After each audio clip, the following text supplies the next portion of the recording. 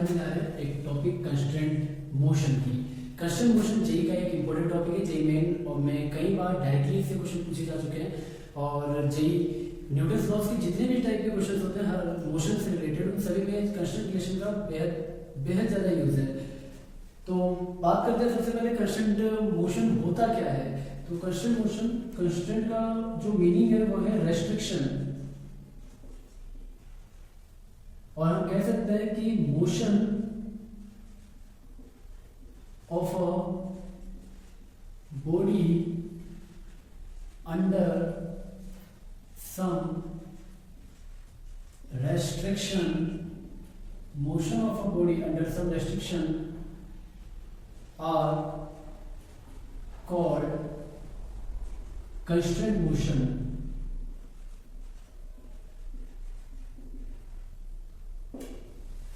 किसी भी बॉडी का कुछ रेस्ट्रिक्शंस के अंडर मोशन, किसी भी बॉडी का कुछ रेस्ट्रिक्शंस के अंदर जो मोशन होता है उस मोशन को हम कहते हैं कंस्ट्रेंट मोशन। कि या फिर इसको अगर आसान शब्दों में, दूसरे शब्दों में अगर कहा जाए कि कोई दो या दो से ज्यादा बॉडीज अगर एक दूसरे से कनेक्ट है और एक बॉडी का मोशन दूसरी बॉडी को अफेक्ट कर रहा है, एक बॉडी के मोशन से दूसरी बॉडी का मोशन अफेक्ट होता है, तो हम इस मोशन को कहेंगे कंस्ट्रेंट मोशन। आइए एक एग्जांपल से समझते हैं कि कंस्ट्रेंट मोशन होता क्या है। तो एक फ्लोर और फ्लोर पे एक ब्लॉक रखा हुआ है, मान लो मास m का एक ब्लॉक रखा हुआ है और एक बॉय इसको पुल कर रहा है, एक बॉय है जो कि इसको पुल कर रहा है इस डायरेक्शन में F फोर्स से। मान लेते हैं कि ये कुछ एक कंडीशन इसमें मान के चलेंगे कि जो स्ट्रिंग है वो इनएक्सटेंसिबल है, ये जो स्ट्रिंग है वो इनएक्सटेंसिबल है और हमेशा मोशन में हमेशा ये स्ट्रिंग टाइट रहती है, कभी भी ये स्ट्रिंग फ्लैट नहीं होगी। स्ट्रिंग इनएक्सटेंसिबल का क्या मतलब है कि ऐसी स्ट्रिंग जिसकी लेंथ को कम या ज्यादा नहीं किया जा सकता उसे हम कहते हैं इनएक्सटेंसिबल स्ट्रिंग। तो अगर ये मान लेते हैं कि कुछ टाइम टी में अगर x डिस्प्लेस होता है तो इसको भी x डिस्प्लेस होना पड़ेगा क्योंकि स्ट्रिंग इनएक्सटेंसिबल है। अगर स्ट्रिंग की लेंथ कम या ज्यादा नहीं हो सकती है तो अगर ये x आगे जाएगा तो इसको भी x आगे बढ़ना पड़ेगा। तो इस टाइप का जो मोशन है उसको हम कहते हैं कंस्ट्रेंट मोशन। की इसका मोशन इसके मोशन पे डिपेंड कर रहा है कि ये जैसे चलेगा उसके अकॉर्डिंग इसको चलना पड़ेगा। एक और एग्जांपल, एक इंक्लाइन प्लेन जिसका इंक्लिनेशन अल्फा है, उसके ऊपर एक ब्लॉक रखा हुआ है, इस ब्लॉक का mg नीचे की तरफ एक्ट कर रहा है और यहाँ पे हम ये अगर एंगल अल्फा है, ये एंगल यहाँ पे 90 है तो ये वाला एंगल हो गया 90 माइनस थीटा और यहाँ से यहाँ तक का ये जो टोटल एंगल होता है, ये जो टोटल एंगल है ये है 90, तो ये 90 में से 90 माइनस अल्फा गया तो पीछे ये एंगल बच गया अल्फा। तो किसी भी वेक्टर को दो परपेंडिकुलर कंपोनेंट में ब्रेक किया जा सकता है। तो अगर ये mg है तो इस डायरेक्शन में इसका एक कंपोनेंट आएगा जिसको हम बोलेंगे mg cos अल्फा और इस डायरेक्शन में इसका एक कंपोनेंट आएगा इंक्लाइन के अलोंग, उसको हम बोलेंगे mg sin alpha. Block incline के कांटेक्ट में है तो एक नॉर्मल रिएक्शन फोर्स के ऊपर की डायरेक्शन में लगेगा इस ब्लॉक के ऊपर, ये normal reaction force mg cos alpha को बैलेंस कर जाता है। तो फिर अब और अगर इंक्लाइन जो है वो अगर स्मूथ है तो हम जैसे इसको रिलीज करेंगे mg sin अल्फा की वजह से इसको इंक्लाइन के अलोंग ही मूव करना पड़ेगा। तो ये रेस्ट्रिक्ट है इंक्लाइन के अलोंग मूव करने के लिए, तो इसका मोशन हम कंस्ट्रेंट मोशन कह सकते हैं। उसके अलावा एक और एग्जांपल, जैसे कि एक एडवुड मशीन शायद आप लोगों ने जिन्होंने भी काइनेमेटिक्स पढ़ लिया है उन्होंने एडवुड मशीन के बारे में अच्छे से पढ़ा हुआ होगा कि क्या होता है। एक पुली होती है, पुली के दोनों तरफ दो मास हैंग होते हैं एक कॉमन स्ट्रिंग से, इसे हम एडवुड मशीन कहते हैं। ये है एडवुड मशीन, यहाँ लिख देता हूं मैं एडवुड मशीन, इसे हम एडवुड मशीन कहते हैं। मान लेते हैं कि जो ये m2 है वो बड़ा है m1 से और वो कंडीशन तो हमेशा रहेगी जब भी स्ट्रिंग आ जाए, ये कंडीशन तो आपको मान के चलनी है, क्वेश्चंस में गिवन भी होंगे कि स्ट्रिंग इनएक्सटेंसिबल है। इनएक्सटेंसिबल का मतलब है कि स्ट्रिंग की लेंथ को बढ़ाया नहीं जा सकता या कम नहीं किया जा सकता। अब अगर इसको जैसे सिस्टम को छोड़ेंगे तो छोड़ते हैं m2 हैवियर है तो m2 नीचे की तरफ मूव करेगा तो फिर m1 को ऊपर की तरफ ही मूव करना पड़ेगा क्योंकि स्ट्रिंग इनएक्सटेंसिबल है। और हम ये भी कह सकते हैं कि अगर ये कुछ टाइम t में अगर x नीचे की तरफ डिस्प्लेस होता है तो इसको भी x ऊपर की तरफ डिस्प्लेस होना पड़ेगा ताकि स्ट्रिंग की लेंथ कांस्टेंट मेंटेन रह सके। स्ट्रिंग की लेंथ को अगर कांस्टेंट मेंटेन रखना है तो इसको अगर ये x नीचे जा रहा है तो इसको भी x ऊपर ही चलना पड़ेगा। तो इसका जो मोशन है वो इसके मोशन से अफेक्ट हो रहा है तो हम कहेंगे कि ये कंस्टेंट मोशन है। ठीक है, तो ये सारे इलस्ट्रेशन है जो कि कंस्टेंट मोशन को शो करते हैं कि ये कंस्टेंट मोशन क्या होता है। अब हम बात करते हैं कंस्टेंट रिलेशन की।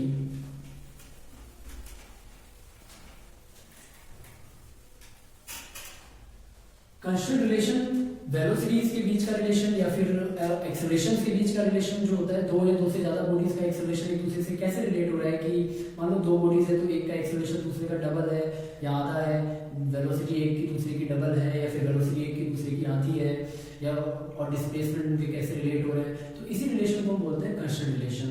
कांस्टेंट रिलेशन में वेलोसिटी, हमें जो न्यूटन लॉस के जो क्वेश्चन करने होंगे तो उसमें हमें वेलोसिटीज कई बार फाइंड करनी होगी और ज्यादातर बार हमें एक्सेलरेशन फाइंड करना होगा। एक इक्वेशन हमें कम दी होती है, मतलब अगर जब एफबीडी वगैरह आप लोगों ने देखा होगा, अगर एफबीडी वगैरह जब बनाएंगे न्यूटन के सेकंड लॉस के एप्लीकेशन करने में, तो वहाँ पे एक इक्वेशन की हमें और जरूरत पड़ती है। एक इक्वेशन हमेशा और हमेशा कांस्टेंट रिलेशन हमें ला के देता है। कांस्टेंट रिलेशन में हम दो या दो से ज्यादा बॉडीज की एक्सेलरेशंस को आपस में रिलेट करते हैं। तो एक्सेलरेशंस का रिलेशन निकालने के लिए हमें सबसे पहले वेलोसिटी का रिलेशन चाहिए, और वेलोसिटी का रिलेशन निकालने के लिए हमें सबसे पहले डिस्प्लेसमेंट्स का रिलेशन चाहिए। और डिस्प्लेसमेंट्स का रिलेशन निकालने का कांस्टेंट रिलेशन में एक सबसे ट्रेडिशनल तरीका है, थोड़ा सा लेंथी हो सकता है बट ट्रेडिशनल तरीका हर जगह वर्क करेगा। शॉर्टकट्स भी हैं, शॉर्टकट्स जेईई मेन बोर्ड के एग्जाम्स में, जेईई मेन के एग्जाम में तो आसानी से, नीट के एग्जाम में तो वर्क कर जाएगा, बट जेईई एडवांस के कुछ ऐसे क्वेश्चन है जहाँ पे शॉर्टकट से गलती होने के चांसेस हैं, तो शॉर्टकट मेथड हम नहीं यूज करेंगे हर जगह। पहले हम ट्रेडिशनल मेथड सीखेंगे, ट्रेडिशनल मेथड के बाद आप जेईई मेन तक तो आप बेफिक्र होकर शॉर्टकट मेथड यूज कर सकते हैं, तो वो हम इस वीडियो के अगले पार्ट में, इस टॉपिक के अगले पार्ट में हम सीखेंगे कि शॉर्टकट मेथड कैसे यूज करते हैं। इस वीडियो के अंदर हम सिर्फ ट्रेडिशनल मेथड की बात करने जा रहे हैं। तो ट्रेडिशनल मेथड में देखो क्या करते हैं, इलस्ट्रेशन में ले रहा हूं, इसको पहले मैं हटा देता हूं। एक इलस्ट्रेशन लेते हैं अपन, L2 मशीन का ही इलस्ट्रेशन लेते हैं। ये एक मास है M1 और ये एक मास है M2, एक कॉमन स्ट्रिंग और एक कॉमन एंड, हम बोल सकते हैं कि इनएक्सटेंसिबल स्ट्रिंग से ये दोनों मास कनेक्ट है और पुली जो है वो स्मूथ है, ये सब चीजें मान के चलेंगे। तो यहाँ पे इसमें क्या किया जाता है ट्रेडिशनल तरीके के अंदर, देखो ट्रेडिशनल तरीके में हमेशा एक कहीं पे भी पूरे सिस्टम में कहीं पे एक फिक्स्ड पॉइंट कंसीडर किया जाता है। फिक्स्ड पॉइंट इस तरीके से ताकि हमारा जो डिस्प्लेसमेंट, हमें डिस्प्लेसमेंट से रिलेट करना है तो डिस्प्लेसमेंट आसानी से रिलेट किया जा सके, इस तरीके से हमें कहीं पे एक फिक्स्ड पॉइंट कंसीडर करना पड़ेगा। तो हमने इसको मान लिया फिक्स्ड पॉइंट, क्योंकि देखो ये ऊपर जाएगा ये नीचे जाएगा, लेकिन ये फिक्स्ड पॉइंट कहीं नहीं जाने वाला, ये यहाँ पे ही रहेगा। तो मान लेते हैं कि किसी भी इंस्टेंट टी पे at any instant of time, ये जो लेंथ है, ये लेंथ वो धीरे धीरे कम होती जाएगी टाइम के साथ, और ये वाली लेंथ जो है धीरे धीरे बढ़ती जाएगी टाइम के साथ। तो मान लेते हैं कि ये वाली जो लेंथ है वो x2 है और ये वाली जो लेंथ है वो x1 है। तो एक और चीज हम मान के चलेंगे यहाँ पे, जो टोटल स्ट्रिंग की जो लेंथ है, length of string is L, और इनएक्सटेंसिबल स्ट्रिंग है तो हम कह सकते हैं कि जो लेंथ होगी वो कांस्टेंट लेंथ होगी। अब ये अगर x1 है ये x2 है तो हम कह सकते हैं कि x1 उस टाइम t पे x1 प्लस x2 जो है वो बराबर रहा होगा L के, क्योंकि ये और यही लेंथ मिलके तो टोटल स्ट्रिंग बना रही है, तो ये लेंथ और ये लेंथ मिलके ही स्ट्रिंग की लेंथ होगी। आप लोगों को लग रहा होगा कि यार ये वाली लेंथ क्यों नहीं काउंट की, ये लेंथ बहुत ही ज्यादा छोटा है, जो पुली के ऊपर रैप हुआ है बहुत छोटा सा लेंथ है, तो उसको हम नेग्लिजिबल मान सकते हैं। तो सिर्फ x1 plus x2 is equal to L। अब डिस्प्लेसमेंट तो रिलेट हो गए, अब हमें वेलोसिटी को रिलेट करना है। तो वेलोसिटी को रिलेट करने के लिए आप लोगों ने काइनेमेटिक्स, जिन बच्चों ने पढ़ लिया होगा काइनेमेटिक्स में, उन्हें तो पता ही होगा कि अगर एक छोटा सा एक पॉइंट है, जो मैं साइड में यहाँ पे बता देता हूँ आप लोगों को, एक कोई मान लेते हैं मास है या कोई पार्टिकल है जो कि मूव कर रहा है किसी एक डायरेक्शन में, और इसका जो डिस्प्लेसमेंट है वो टाइम का फंक्शन है कि टाइम के साथ उसका डिस्प्लेसमेंट वेरी कर रहा है। तो अगर टाइम के साथ अगर डिस्प्लेसमेंट वेरी कर रहा है, मुझे किसी भी इंस्टेंट ऑफ टाइम पे इसका वेलोसिटी चाहिए, तो वेलोसिटी निकालने के लिए हमेशा डिस्प्लेसमेंट का टाइम के रेस्पेक्ट में, हमेशा डिस्प्लेसमेंट का टाइम के रेस्पेक्ट में डिफरेंशिएशन कर दो। टाइम के रेस्पेक्ट में डिफरेंशिएशन, पोजीशन का जो डिस्प्लेसमेंट होता है वही हमें इंस्टेंटेनियस वेलोसिटी ला के देता है। तो यहाँ पे x2 जितनी तेज नीचे जाएगा उतनी ही तेज x2 बढ़ता जाएगा, जितनी तेज ऊपर जाएगा उतनी ही तेज x2 घटता जाएगा।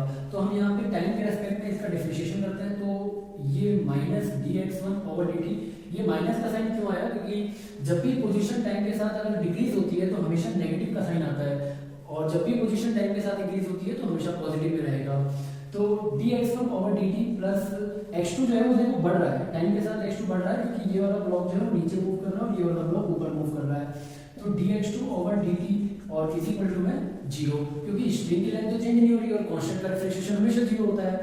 तो हम dx1 ओवर dt को rate of change of position of this length, इसको हम बोल सकते हैं कि वेलोसिटी ऑफ m1, और rate of change of position rate of change of length x2 with time, इसको हम बोल सकते हैं कि वेलोसिटी ऑफ v2। तो दिस इज इक्वल टू 0, इसको उस तरफ भेज दो तो यहाँ से आ गया v1 इक्वल टू v2, तो दोनों की वेलोसिटी इक्वल होंगी। टाइम के रेस्पेक्ट में एक बार और डिफरेंशिएशन कर दोगे इनका, तो differentiate with respect to time. एक बार और अगर टाइम के रेस्पेक्ट में डिफरेंशिएशन करेंगे तो हम जानते हैं कि जो एक्सीलरेशन होता है वो rate of change of velocity होता है या फिर dv बाई dt। तो यहाँ से एक बार और इसका डिफरेंशिएशन करोगे तो इनका एक्सीलरेशन आ जाएगा, जो भी इक्वल ही होंगे। तो इन दोनों का वेलोसिटी भी इक्वल है, जितनी वेलोसिटी से ये नीचे मूव करेगा उतनी वेलोसिटी से ये ऊपर मूव करेगा, वैसे जितनी वेलोसिटी से ये जितने एक्सीलरेशन से नीचे जाएगा उतने एक्सीलरेशन से ये ऊपर मूव करेगा, ठीक है, एक्सीलरेट होगा ऊपर की तरफ। तो इस टाइप से प्रॉब्लम सॉल्व किए जाते हैं, हमेशा एक फिक्स पॉइंट माना जाता है, फिक्स पॉइंट से इनके डिस्प्लेसमेंट्स को रिलेट किया जाएगा और उसका टाइम के रेस्पेक्ट में डिफरेंशिएशन करने के बाद में वेलोसिटी, और वेलोसिटी का एक बार और डिफरेंशिएशन करने के बाद में एक्सीलरेशन। चलिए एक और इलस्ट्रेशन लेते हैं इसको।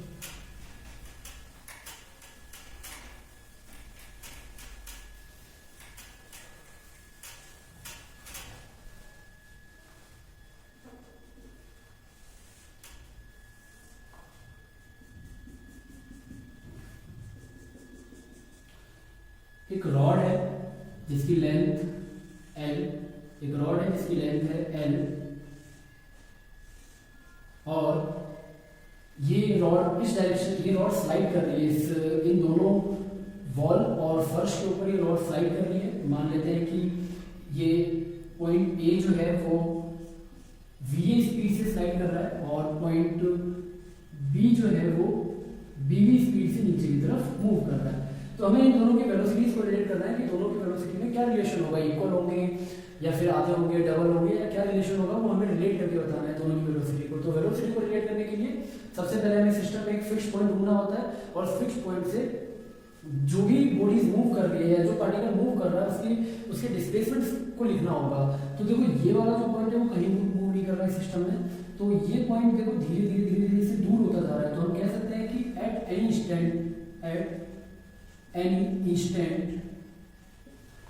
इंस्टेंट ये डिस्टेंस मान लेते हैं कि इस पॉइंट ए की जो डिस्टेंस है वो x है और पॉइंट बी की जो इस पॉइंट से जो डिस्टेंस है वो मान लेते हैं कि x भी है।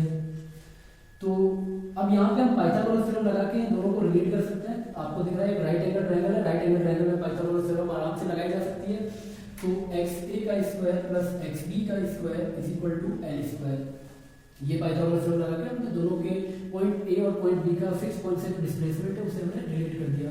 अब एक बार टाइम के रेस्पेक्ट में इसका डिफरेंशिएशन करोगे तो 2xa dxa ओवर dt, और देखो ये पॉइंट ए, ये जो x से डिस्टेंस है वो टाइम के साथ बढ़ता जा रहा है, तो इसे हम पॉजिटिव में रखेंगे। इसका डिफरेंशिएशन 2x भी, पहले हम पावर का डिफरेंशिएशन करते हैं, तो 2 पहले पावर पीछे आ गई, फिर x भी, दो में से एक है 1, फिर उसके बाद में x का डिफरेंशिएशन क्या हो जाएगा टाइम के रेस्पेक्ट में dx ओवर dt। बट ये पॉइंट भी नीचे की तरफ आ रहा है तो x भी धीरे धीरे टाइम के साथ में डिक्रीज हो रहा है, तो यहाँ पे हम इसको माइनस का साइन लगाएंगे और इक्वल टू में कांस्टेंट, लेंथ तो कांस्टेंट है, उसका डिफरेंशिएशन टाइम के रेस्पेक्ट में 0 हो जाएगा, लेंथ तो चेंज होती नहीं है। 2 से 2 और 2 कट गए, कटने के बाद में इनको उधर भेज दो, तो xa dxa ओवर dt को dxa over dt rate of change of position is equal two point A की वेलोसिटी, तो हम इसको लिख सकते हैं va, और इस तरफ xb into dxb over dt, इसको लिख सकते हैं सेम ऐसे vb।